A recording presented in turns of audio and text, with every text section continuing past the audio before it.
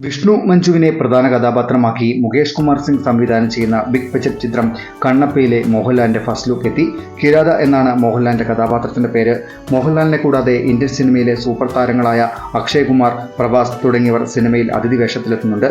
ശിവനായി അക്ഷയ് കുമാർ ചിത്രത്തിലെത്തുന്നു. 100 കോടി ബഡ്ജറ്റിൽ ഒരുങ്ങുന്ന ചിത്രം ഒരു യഥാർത്ഥ സംഭവകഥയെ അടിസ്ഥാനമാക്കിയാണ് ഒരുങ്ങുന്നത്. കണ്ണപ്പ എന്ന ശിവഭക്തന്റെ കഥയാണ് ചിത്രം പറയുന്നത്.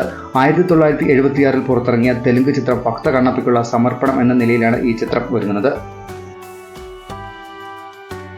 വിഷ്ണു മഞ്ജുവിന്റെ 7 വർഷത്തെ പരിശ്രമങ്ങളുടെ ഫലമായാണ് ഈ ചിത്രം ഇപ്പോൾ റിലീസിങ്ങിന് ഒരുങ്ങുന്നത്. ഹോളിവുഡ് ഛായാഗ്രഹൻ ഷെൽഡൻ ചാവുവാണ് കണ്ണപ്പയ്ക്ക് വേണ്ടി ക്യാമറ ചലിപ്പിക്കുന്നത്. ചിത്രം അടുത്ത വർഷം ഏപ്രിൽ 25-ന് തിയേറ്ററുകളിലെത്തും. മോഹൻ ബാബുവിന്റെ ഉടമസ്ഥതയിലെ 24 ഫ്രെയിംസ് ഫാക്ടറി, AVA എന്റർടൈൻമെന്റ് എന്നീ ബാനറുകളിലാണ് ചിത്രത്തിന്റെ നിർമ്മാണം. ബോളിവുഡ് സംവിധായകനും നിർമ്മാതാവുമായ മുകേഷ് കുമാർ സിംഗിന്റെ തെലുങ്ക് അരങ്ങേറ്റ ചിത്രമാണ് കണ്ണപ്പ.